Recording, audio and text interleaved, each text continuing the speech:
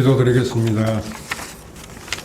항상 자비로우시며 은혜와 사랑이 차고 넘치시는 하나님 아버지, 죄와 허물 많은 우리들 구원하여 주시고 용서와 긍휼 그리고 평강의 복을 주시는 하나님께 이 시간 영광과 존귀, 찬양과 경배를 올려드립니다. 세상의 기후 변화로 서울을 비롯한 중부 지역으로 115년 만의 폭우로 인해 많은 피해가 속출하고 있습니다. 하루속히 이 자연재해가 멈추게 해주시고 피해를 복구할 수 있도록 인도하여 주시되 인명피해와 침수피해로 인해 힘든 영혼들을 주님 위로하여 주십시오.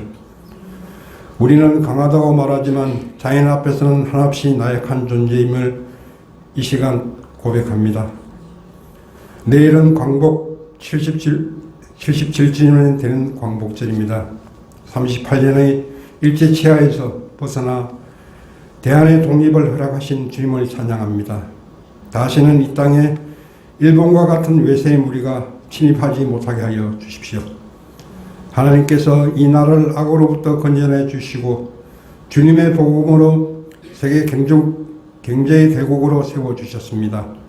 이 모두가 하나님이 주신 은총이요 축복이라 믿습니다. 그러나 이 땅에는 점차 복음의 소리가 도태되어 가고 있습니다. 세상의 악한 세력들이 또한 날로 기승을 부리고 있습니다. 아직도 지구상의 유일한 분단국가로 남아 남과 북이 전쟁과 핵의 위협으로 자유로울 수 없는 지경입니다. 우리 민족에게 자유해방과 독립을 허락하신 하나님께서 모든 악의 세력을 멸하여 주시고 이 나라 이 민족을 구원하여 주시길, 마지막 하나님의 나라가 이 땅에 많은 축복을 또한 누리게 하여 주십시오. 하나님께서 세우신 교회의 사명과 비전, 꿈들이 회복되게 하시고 더 이상 하나님의 교회가 세상에서 외면당하고 수치를 당하지 않도록 새롭게 성령께서 역사하여 주십시오. 그 모든 것을 우리 모퉁이돌 교회가 앞장서서 기도케 하여 주십시오. 오늘도 말씀 들고 강단에 서신 목사님, 영육간에 감격케 하여 주시고 우리의 생명되는 말씀을 선포하실 때에 저희들의 귀를 열어 잘 듣게 하시고 말씀대로 살아갈 수 있는 삶이 되길 우리 모두 기도케 하여 주십시오. 오늘도 교회에 보이지 않는 모든 곳에서 수고하시는 이름 모를 손길들 위해 주님께서 복의 복을 다하여 주시고 성가대가 마음속 깊은 곳으로부터 올려드리는 찬양을 흠양하여 주시고 그 위에 축복하여 주십시오. 우리의 모든 인간된 잘못을 용서하시고 사랑으로 감싸주신 예수님 이름으로 기도드립니다. 아멘. 하나님 말씀 같이 보도록 하겠습니다. 빌립보서 4장 1절에서부터 3절까지 있는 말씀입니다.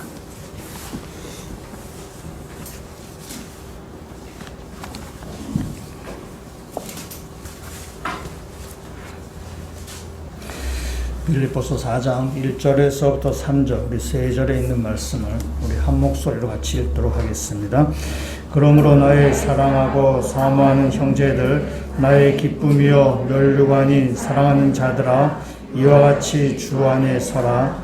내가 유오디아를 권하고 순두개를 권하노니 주 안에서 같은 마음을 품으라. 또 참으로 나와 멍에를 같이 한 내게 구하노니 복음에 나와 함께 힘쓰던 저 여인들을 돕고 또한 클레멘드와 그 외에 나의 동력자들을 도우라. 그 이름들이 생명책에 있느니라.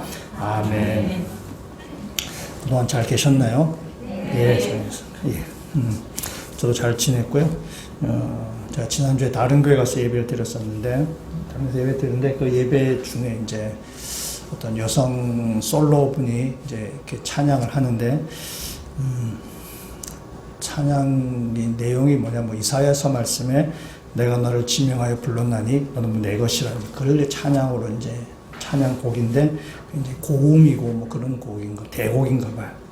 근데 우리가 이렇게 성악하시는 분이 보면 좀 그렇잖아요. 이렇게 막 인상을 써서 막 부르잖아요. 막 이렇게 와 이렇게 막 하는데 이렇게 화면도 막 이렇게 비추는데 이렇게 인상을 쓰는데 내가 너를 지명하고 너 내 것이라고 되게 무서운 거예요. 왜 이렇게 나를 지명했는데 왜 무섭지? 그렇다. 그분이 이제 성화하시는 분이니까 이제 열심을 다해서 하는데 표정이 아주 이렇게 하니까 가사를 제가 들으면서 굉장히 두렵다, 무섭다. 나를 풀면 어떡하지? 뭐 이런 생각이 들 정도였어요. 오늘 귀한 찬양 주셔서 감사드리고 또 우리 교회 올 때 그분은 뭐 음악 하시는 게 그렇지만은 우리가 교회 올 때 밝은 얼굴로 서로 가운데 기쁨 가운데 서로 교제가 됐으면 좋겠다는 생각이 듭니다. 그래서 우리 옆 사람 같이 인사하면 좋겠습니다. 밝은 얼굴로 잘 오셨습니다. 인사하면 좋겠습니다. 예, 잘 오셨습니다. 그래서 우리가 교회 왔을 때 또 이렇게 아주 좋은 에너지를 많이 얻고 가시면 좋겠습니다.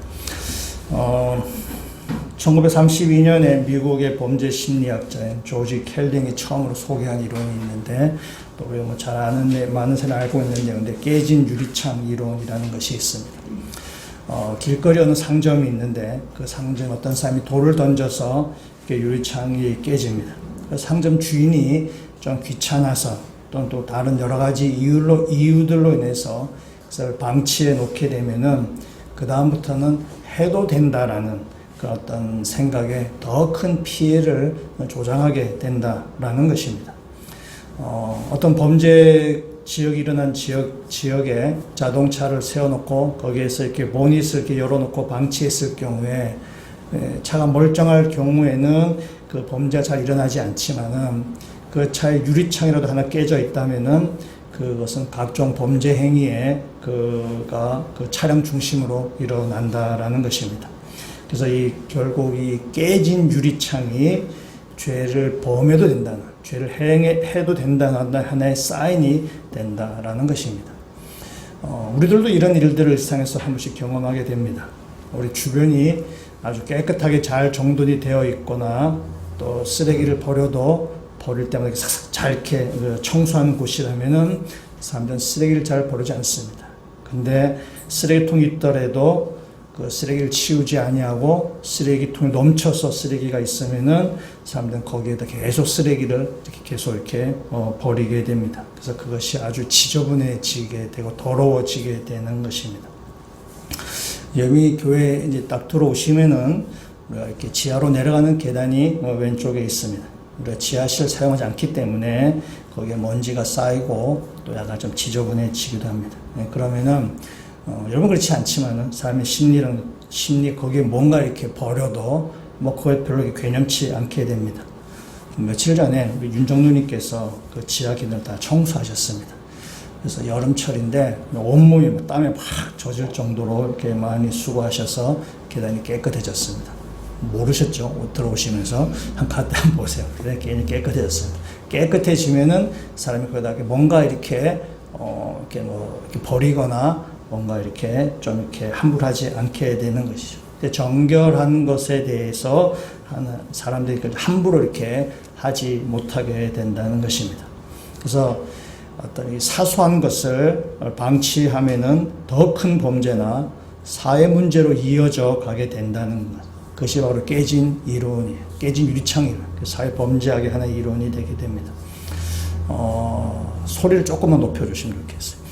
우리의 건물이나 어떤 이런 장소만이 문제가 아니라 우리 자신에도 마찬가지입니다. 우리 자신에게도 우리의 마음의 창이 깨어질 때 사탄은 그거를 놓치지 않고 우리 틈을 비집고 들어와서 우리의 삶을 죄악의 소굴로 이렇게 만들어 버리게 됩니다. 옛날에 우리 어릴 때 그 못난이 삼형제라는 그 인형이 있었는데 우리 마음에도 못난이 삼형제가 있습니다. 우리 마음에 어떤 것들이 있는가 하면은 섭섭이, 서운이, 삐짐이 이런 못난이 삼형제가 우리 가운데 있습니다.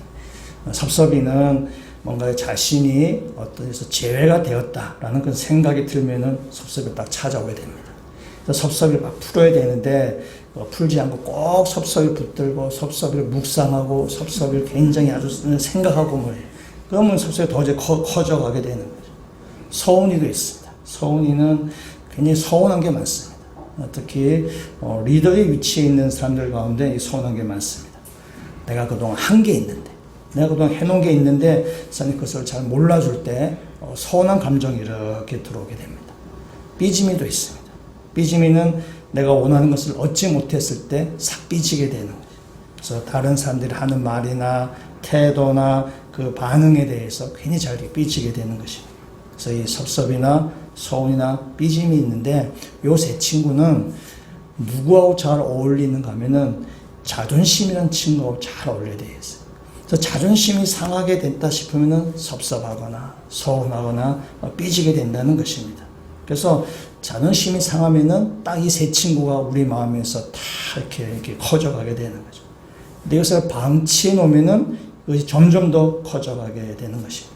그래서 이런 감정 우리가 잘 다스리지 않으면은 이것이 우리 마음에 깨진 유리창과 같이 되어서 여기에 더 우리가 또 감정이, 그런 안 좋은 감정이 더욱더 커져가게 되고 사탄이 우리의 마음을 비집고 들어와서 그걸 통해서 더 우리를 쓰레기 소굴로 만들어 가게 되는 것입니다. 그래서 우리가 이런 것들을 잘 관리해야만 우리의 마음과 생각이 정결해지고 깨끗해져서 사탄의 시험에 우리가 넘어가지 않게 된다는 사실입니다.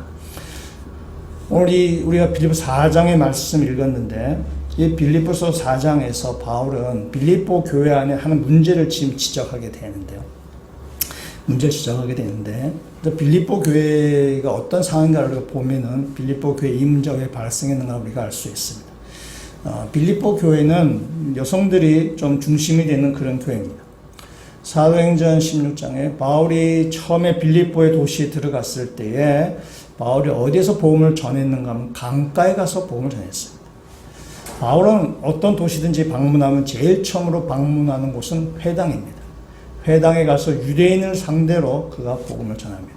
그러니까 빌립보 도시에 들어갔는데 회당이 없었습니다. 빌립보에. 회당이 없어서 기도처가 어디 있는가 찾다가 강가에서 유대인들도 강가에서 기도를 하게 됩니다. 그래서 강가에 가서 기도하는 사람들을 만나게 되었어요. 그 중에서 루디아를 만나게 되죠. 그래서 루디아가 복음을 영접하고 이제 그때부터 빌립보 교회가 시작됩니다.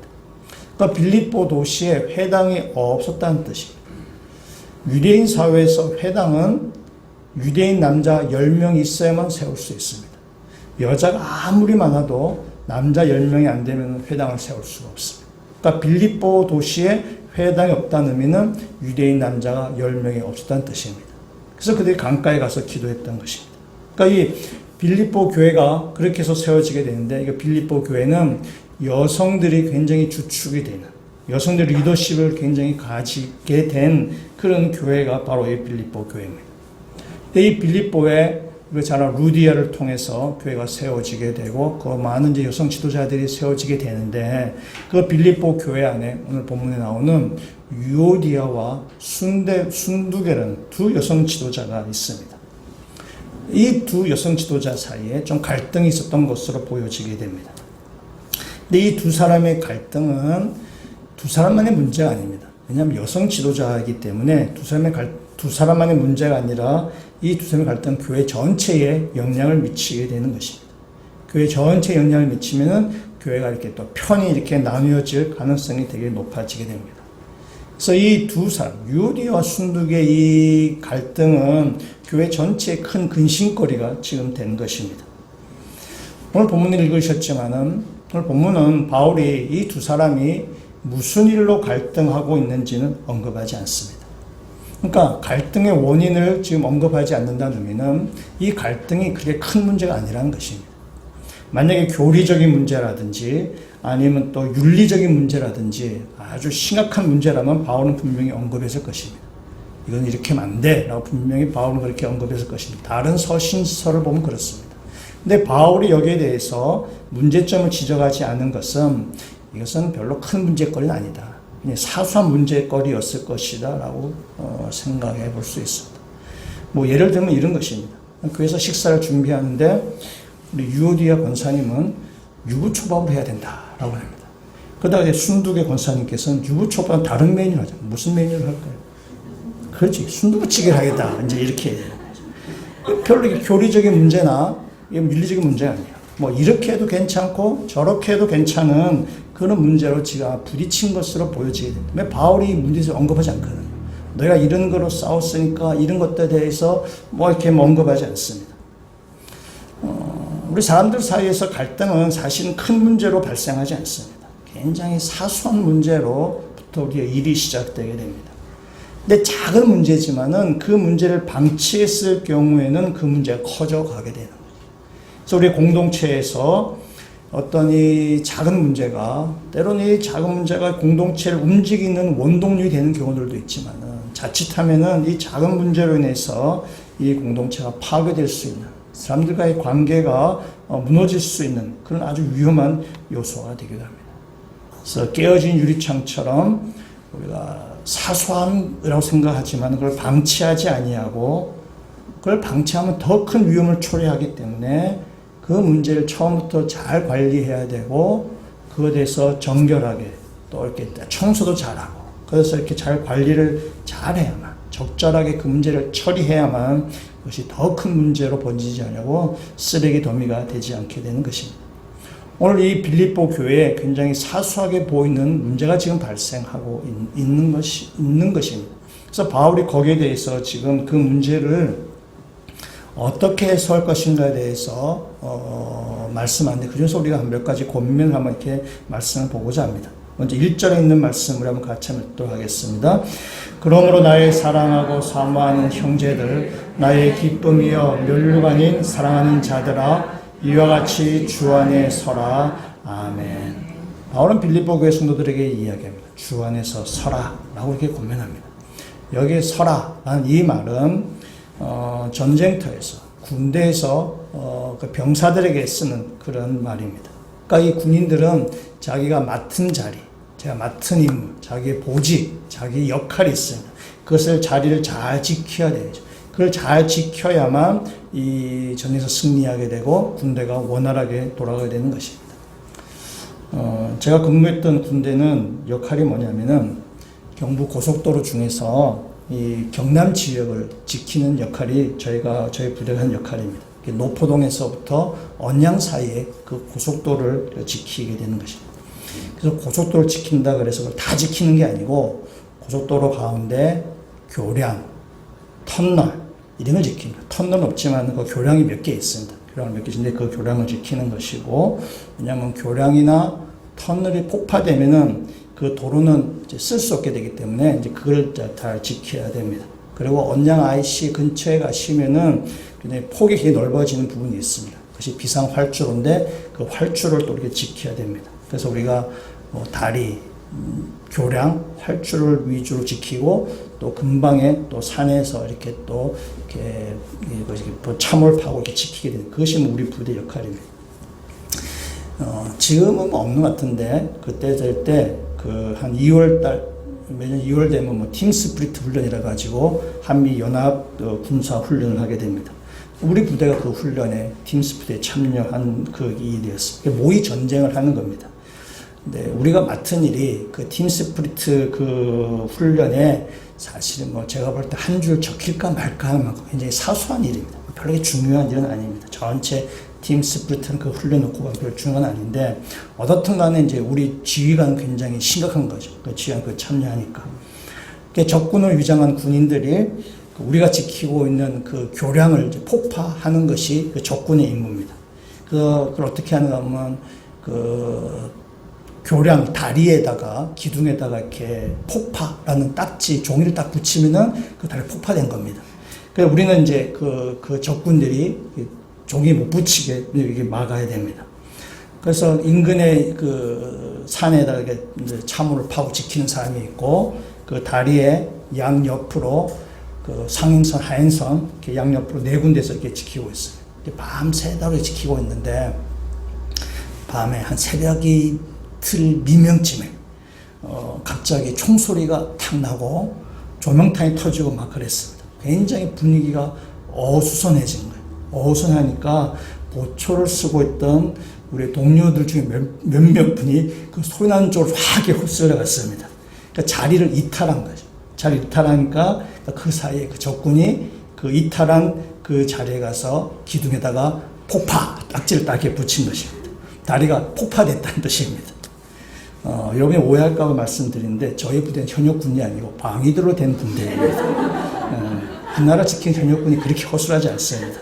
안심하고 사셔야 됩니다. 우리는 뭐 방이기 때문에 굉장히 허술합니다. 어떻든 간에 자리를 지키지 않았기 때문에 자리를 지켰어도 그런 일은 발생하지 아니하는데 자리를 지키지 아니하니까 그냥 거기에 틈을 비집고 그 적군들이 침입에 들어와서 그걸 이제 폭파시킨 거죠. 사건이 발생하게 된 것입니다. 이번 방위병을 제가 말씀드렸는데 이 방위병과 현역군이 뭐 그렇게 차이가 없습니다. 그 사람 자체는 별 차이가 없습니다. 인간이 뭐 또 능력이 뛰어나거나 뭐 체력이 좋거나 별 차이가 없습니다. 차이는 어디 있느냐 하면은 훈련의 차이입니다. 훈련 어떻게 받느냐에 따라 차이는 거죠. 방위하시는 분들은 출퇴근하는 거죠. 아침에 출했다가 밤에 퇴근하게 되는 거죠. 군인은 군대 상주하는 거죠. 그래서 사람이 훈련의 차원에 달라지는 거죠. 훈련을 어떻게 했냐에 따라서 그것이 자기 자리를 지키느냐 안 지키냐, 자기 임무를 잘 감당하느냐 하지 않느냐라는 것입니다. 우리들이 뭐 이렇게 개를 키울 때에 잘 훈련시키는 개들이 있죠. 잘 훈련시키는 개들이 있으면은 주인의 명령에 잘 순종하죠. 근데 그런 걸 명견이라고 얘기해요. 주인의 말에 잘 순종하는 것입니다. 주의 어떤 이렇게 훈련이 잘 돼 있어야만 그 자기에 맡겨진 역할, 자기의 자리, 자기의 임무를 잘 감당하는 것입니다. 그래서 옆에서 무슨 소리가 난다고 해서 잘 이탈하지도 아니하고 재밌는 구경거리가 있다 그래가지고 자리를 이탈하고 그렇지 않습니다. 자리를 이탈하면은 그 전쟁은 보나마나한 것입니다.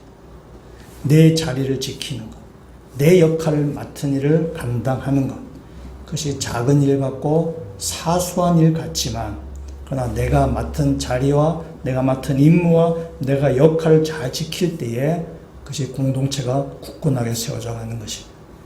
우리에게 맡겨진 역할이 있어요. 내가 지켜야 될 자리가 있습니다. 내 자리를 이탈하기 위해서 세상 우리 끊임없이 유혹합니다. 세상에 재미난 것들이 상당히 많이 있습니다. 여러분 주일에 이 예배 자리에 오는 것도 예배 자리를 지키는 것입니다.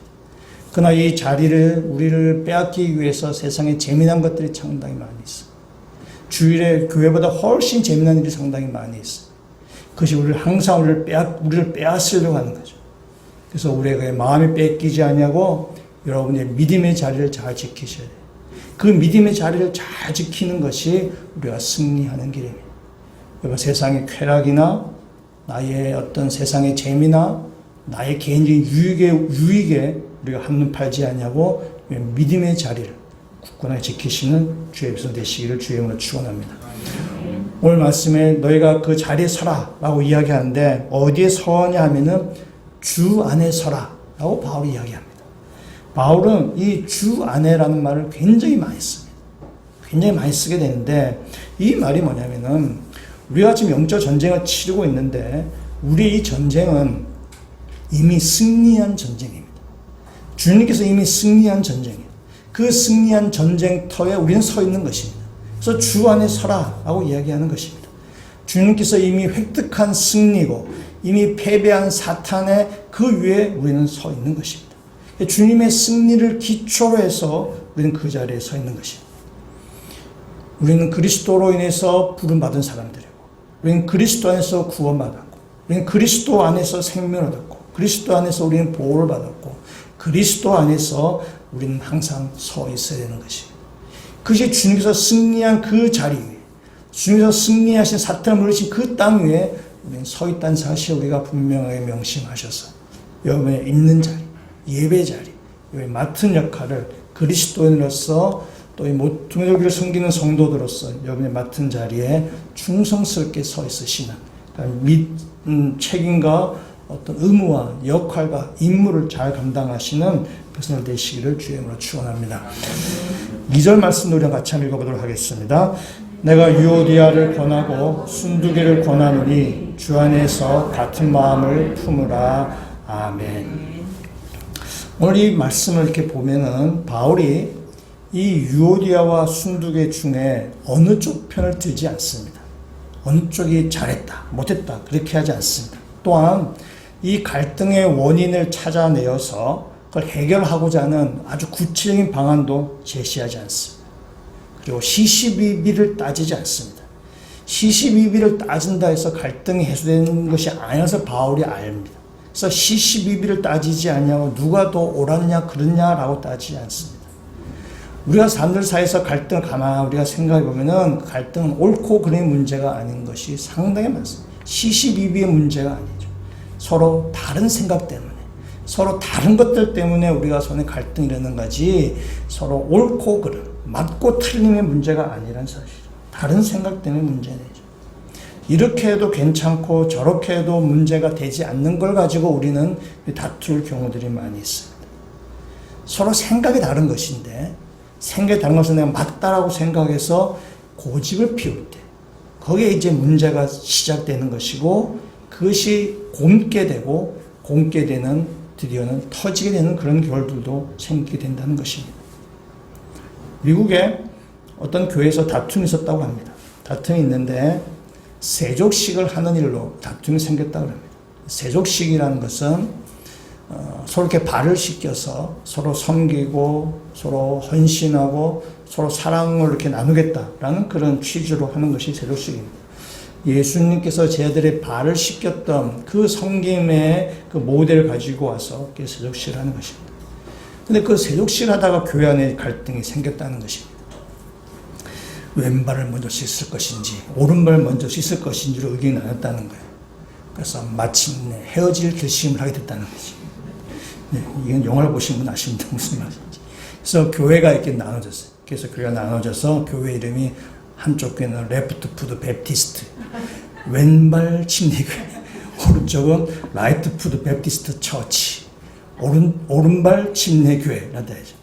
뭐 이것은 누가 만드는 얘기 같아요. 뭐 실제로 있었는지는 잘 모르겠어요. 근데 한 번씩 우리는 현실이 영화보다 더 영화 같은 경우도 있기 때문에 실제 뭐 그럴 수도 있겠다라는 생각이 들기도 하지만 어떻든 간에 이런 비근한 일은 상당히 많이 일어날 수 있죠. 교회 안에 우리가 사소한 일로 인해서 갈등이 생기고 마침내 헤어질 결심을 하게 되는 그런 경우들도 상당히 많이 있습니다. 바울은 오늘 이 유대와 순두교에 대해서 두 사람의 잘못을 지적하지 않습니다. 누가 더 옳았냐라고 이야기하지도 않습니다. 바울이 이야기하는 것은 이것입니다. 주 안에서 같은 마음을 품으라는 것입니다. 뭐 이 문제, 갈등의 원인에 대해서, 갈등의 얘기에 대해서 바울은 이야기하지 않습니다. 주 안에서 같은 마음을 품으라는 것입니다. 그래서 바울은 얘기하죠. 지금 너희 안에 이런 문제가 있는데 이 문제가 더 커지기 전에, 이 문제가 골마 터지기 전에 너희가 수습을 해라. 그 수습 방안은 뭐냐? 주 안에서 같은 마음을 품으라는 것입니다. 그러면 갈등을 해결할 수 있는 유일한 방법이기도 합니다. 주 안에서 같은 마음을 품어야 되는 거죠. 이 주 안에서 같은 마음을 품으라는 단어가 빌립보서 앞에 같은 단어가 나온 적이 있습니다. 2장 말씀 한번 가보시겠습니다. 2장 2절에 있는 말씀 가시겠습니다. 우리 2장 2절 말씀 같이 읽도록 하겠습니다. 마음을 같이하여 같은 사랑을 가지고 뜻을 합하며 한 마음을 품어 아멘.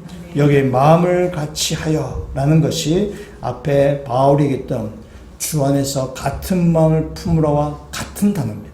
그래서 같은 마음을 품으라고 해야죠. 마음을 같이 해라 라는 것입니다.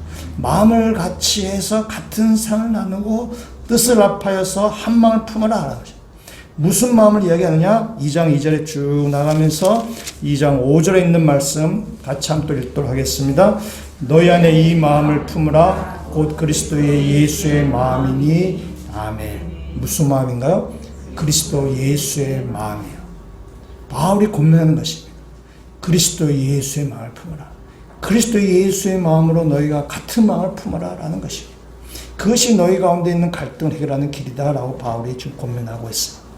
그러면서 2장 5절에 있는 말씀에 너희 안에 이 마음을 품으라 곧 그리스도 예수의 마음이니 하면서 그리스도 예수에 대해서 6절부터 쭉 이야기합니다. 6절 말씀부터 그는 근본 하나님의 본체시나 하나님과 동등됨을 취할 것을 여기지 아니하시고 오히려 자기를 비워 종의 형체를 가지사 사람들과 같이 되셨고 사람의 모양으로 나타나사 자기를 낮추시고 죽기까지 복종하셨으니 그 십자가에 죽으심이라.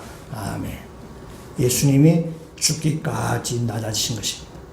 우리 성경의 2장 앞부분에 제목이 있죠. 성경책의 제목. 성경책의 제목이 뭐라 되어 있나요? 그리스도의 겸손입니다. 그리스도의 겸손. 그리스도의 낮아지심입니다. 죽기까지 낮아지는 거예요. 십자가에 죽기까지 자신을 낮추신 것입니다. 자기를 고집하지 아니하고 자기 주장을 관찰하려고 애쓰지 아니하고 하나님께 순종한 것입니다. 죽기까지 하나님께 순종합니다. 그것이 바로 그리스도의 겸손이고 낮아심입니다. 그 그리스도의 예수의 마음을 품으라라는 것입니다. 그리스도의 그 겸손한 마음을 품으라는 것입니다. 그것이 너희 가운데 있는 갈등을 해결할 수 있는 길이라는 거죠. 그리스도 예수의 겸손, 낮아지는 마음, 십자가에 죽기까지 자신을 내어주는 마음, 십자가를 피하고 싶지만은 하나님의 말씀이기 때문에 그 말씀에 따르겠다라는 그 예수 그리스도의 겸손한 낮아지심, 너희 그 마음을 품으라라는 것입니다. 너희가 그리스도의 그 낮아지심, 겸손을 너희가 품을 때에 그때 하나님께서 역사하시는 것입니다. 2장 9절에서부터 11절 말씀 우리 같이 한번 읽도록 하겠습니다. 이러므로 하나님이 그를 지극히 높여 모든 이름 위에 뛰어난 이름을 주사 하늘에 있는 자들과 땅에 있는 자들과 땅 아래에 있는 자들로 모든 이름을 예수의 이름에 꿇게 하시고 모든 입으로 예수 그리스도를 주라 시인하여 하나님 아버지께 영광을 돌리게 하셨느니라. 아멘. 하나님께서 역사하셔서 예수 그리스도를 하늘 높이까지 올리셨다는 거죠. 십자가의 죽음까지 저 땅 밑에까지 묻혔던 그 예수 그리스도를 다시 하나님께서 높이 들어 올리신 것입니다. 세상의 모든 존재들이 예수 앞에서 무릎 꿇게 된 것이죠. 예수 그리스도가 마침내 승리할 것을 지금 이야기하고 있는 것입니다. 주님이 낮아지심, 겸손하게 되었을 때에 하나님께서 그를 높이셨다는 것입니다. 바울이 권면하는 것이죠. 유오디아와 순두계에게 너희가 예수 그리스도의 마음을 품으라. 너희가 그리스도의 겸손같이 너희가 낮아지시는 마음을 품으라 라는 것입니다. 그 그리스도의 마음을 품을 때에 이 문제와 해결될 수 있는 것입니다. 우리도 마찬가지로 그리스도의 예수의 마음을 품을 때에 우리 안에 섭섭이나 서운이나 삐짐이들이 다 해결될 수 있다는 사실입니다. 그리스도의 예수의 마음만이 우리의 문제를 해결할 수 있습니다. 그 아니면은 우리 자존심 때문에 문제가 해결되지 않습니다. 그리스도 예수의 마음, 겸손한 마음이 있어야 되는 것입니다. 매년 뜨거운 여름이 되면 우리나라 강에 녹조 현상이 발생합니다. 녹조 현상을 두고 아주 이렇게 강이 막 아주 이렇게 뭐 그런 걸 가지고 뭐 내가 옳으니 네가 옳으니 뭐 정부와 환경단체들 사이에서 다툼이 있습니다. 또 정치권 여당과 야당 사이에서도 막 다툼이 있습니다. 그런데 정부나 환경단체나 어느 누구도 이 녹조 문제를 해결하지 못합니다. 여당이나 야당이나 그 누구도 이 녹조 문제를 해결하지 못합니다. 그냥 네가 옳니 내가 옳니 막 다툼합니다. 남탓만 막 하는 것입니다. 해결하지 못하고 계속 싸우고 있는 거죠. 그런데 장마가 내리면 한번 폭우가 쏟아지면 녹조 현상은 다 해결되는 것입니다. 우리의 문제도 마찬가지입니다. 우리가 시시비비를 따진다 그래가지고 우리의 문제가 해결되지 않습니다. 주님의 은혜가 우리 가운데 폭우같이 쏟아져 내려올 때 우리의 문제가 해결되는 것입니다. 예수 그리스도의 그 마음이 우리를 덮어버릴 때에 우리의 문제가 해결되는 것입니다. 우리가 자꾸 다투고 싸우는 이유는 우리 안에 은혜가 고갈되었기 때문에 그렇습니다. 은혜가 고갈되면은 시시비비를 자꾸 따지게 돼요. 문제가 자꾸 불거지고 갈등이 생기게 되는 것입니다. 우리가 은혜가 약화될 때 문제거리가 되지 않았던 것들이 문제거리가 막 되는 것입니다. 삶 사이에 갈등이 되고 그래서 마음이 불편해지고 마음이 힘들어지고 결로 넘어지는 것입니다. 때문에 우리 가운데 그리스도 예수의 마음을 덮어버려야 되는 거죠. 그리스도 예수의 마음이 우리 가운데 충만하게 우리의 흡족에 적셔질 때에 우리의 문제가 해결되는 것입니다. 우리가 강구하는 것은 뭐냐면 문제를 찾아서 해결을 하려고 하는 것이 아니라 어떤 거는 그 문제를 찾아 해결할 것도 있겠지만은 그러나 우리 안에서 발생되는 거의 모든 문제, 교회 안에서든 가정이거나 직장이거나 우리가 삶 사는 거의 모든 문제에 있어서 해결할 수 있는 유일한 길은 주님의 은혜입니다. 그리스도 예수의 마음이, 그리스도 예수의 마음이 우리 가운데 충만하게 우리가 그 마음에 적셔질 때에 주님의 은혜가 우리 가운데 폭포수같이 쏟아질 때에 우리 가운데 있는 사소한 문제들, 우리 가운데 있는 깨진 유창 같은 그런 문제들이 다 해결될 수 있다는 사실입니다. 영원한데 그리스도 예수의 마음을 충만케 되는 주의 백성들 되시기를 주의 이름으로 축원합니다. 그리스도 예수의 그 낮아진 마음, 겸손한 마음이 우리 삶을 인도해 가시기를 주의 이름으로 축원합니다. 날마다 주님의 은혜를 사모하시는 주의 백성들 되셔야 될 것입니다. 우리 3절 말씀도 같이 한번 읽어보도록 하겠습니다. 또 참으로 나와 멍에를 같이 한 내게 구하노니 복음에 나와 함께 힘쓰던 저 여인들을 돕고 또한 클레멘드와 그 외에 나의 동력자들을 도우라. 그 이름들이 생명책에 있느니라. 아멘. 바울은 이 유오디아 순두계 두 여인에게만 그 문제를 해결하러 맡겨두지 않습니다. 주 안에 같은 말을 품으라 라고 권면하지만 그게 두 사람만의 문제로만 맡겨두지 않습니다. 제3자에게 지금 도움을 요청합니다. 3절에게죠.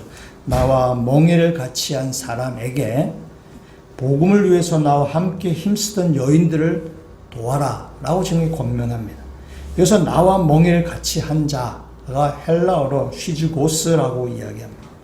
근데 이 휘즈고스가 누구인지에 대해서 성경 해석자들의 아주 이렇게 의견이 다양합니다. 왜냐하면 바울이 이 빌립보 이 문제를 그렇게 막 심각하게 다루지 않기 때문에 이 여러 가지 이렇게 해석 여지들이 되게 많습니다. 그래서 이 휘즈고스가 누구냐? 그래서 휘즈고스라고 하는 사람이라고 얘기하기도 하고, 또는 바울의 아내라고 이야기하기도 하고, 또는 유오디아와 순두계의 남편이나 형제라고 이야기하기도 하고, 다음에 이 빌립보서의 편지를 가지고 하는 에바브로디도라고 얘기하기도 하고, 또 바울의 아들 같은 디모데라고 이야기하기도 하고, 그 외에 여러 가지 다른 해석들을 이렇게 다양하게 제시하지만은 정확하게 누군지는 모릅니다. 근데 우리가 한번 이렇게 해석을 하는 경우, 이렇게 해석을 하기도 합니다. 이 휘즈고스란 단어는 뭐냐면은 동지라는 단어입니다.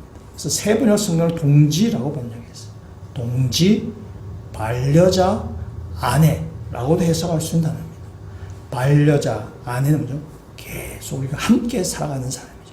동지도 함께 살아가는 사람입니다. 그래서 이 휘즈고스를 나와 멍에를 같이 한 사람을 어떤 특정한 한 사람을 얘기하지 아니하고 빌립보 교회 전체를 지금 한 단위로 보고 이렇게 해석할 수도 있습니다.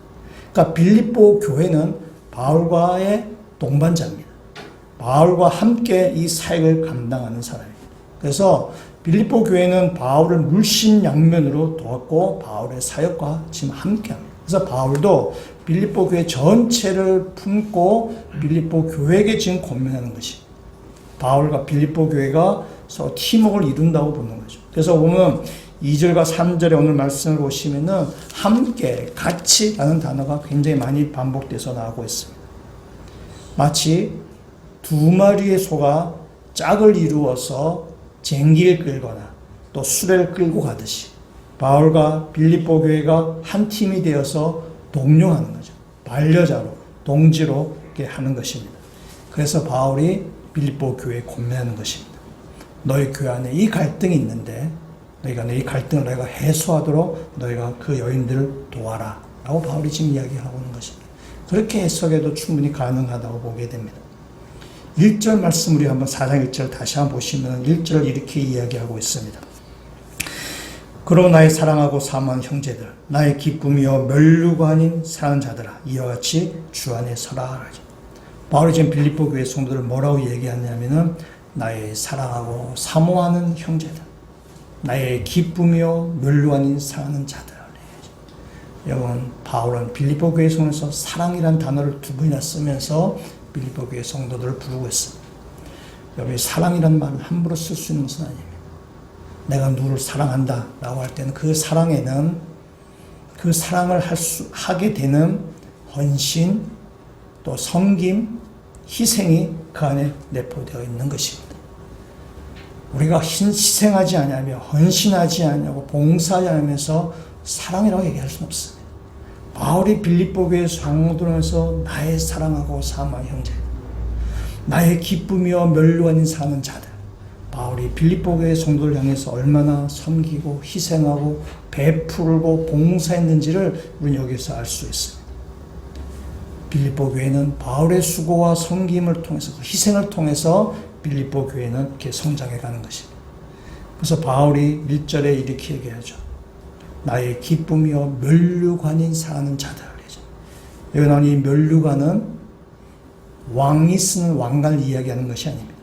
이 면류관은 운동시합에서 승리한 사람의 머리에 씌워지는 월계관입니다. 그 월계관을 지금 이야기하죠. 바울의 면류관은 누구냐요? 바로 빌립보 교회 성도라는 것입니다.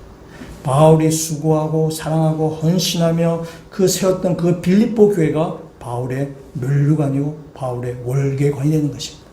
이 운동에서 승리한 사람에게 주어지는 면류관이죠. 바울에서 사역을 열심히 감당했을 때에 마지막 이 시합이 다 끝나고 나서 바울에게 주어지는 월계관, 이 면류관이 바로 빌립보 교회라는 것입니다. 오늘 우리가 이 말씀에서 바울이 권면하는 것은 이것입니다.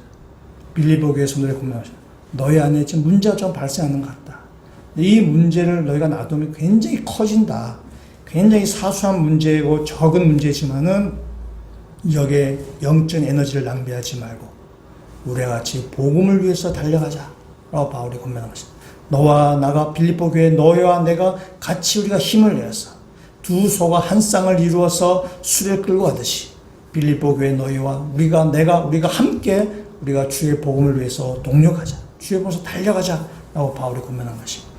너희 안에 발생한 그 문제 너희가 빨리 해결하라.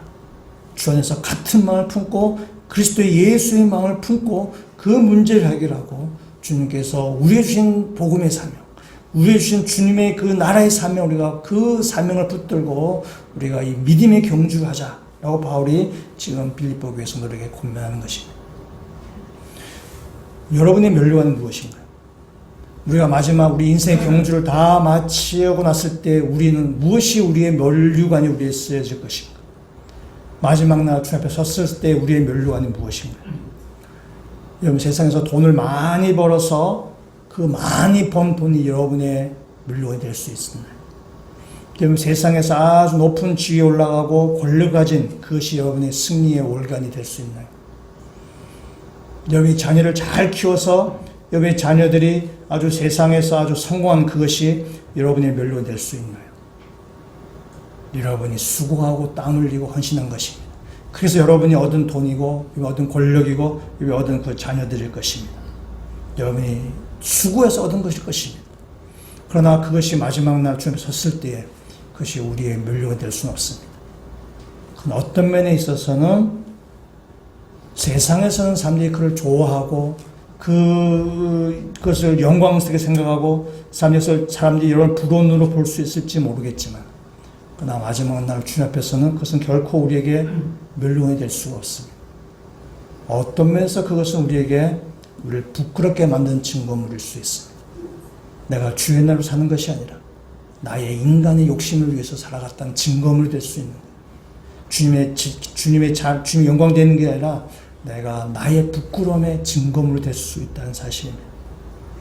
우리의 면류관, 우리의 마지막 날 우리의 승리의 월계관은 우리가 살아가는 이 교회입니다.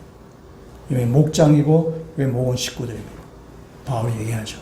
나의 사랑하고 사모하는 형제들, 나의 기쁨이요 면류관인 사랑하는 자들. 그것은 바로 우리 모퉁이 교회 성도들이고 여기 목장의 여러분의 목원들이고 여러분의 형제 자매들입니다. 그것이 여러분의 면류관이고 여러분의 승리의 월계관입니다.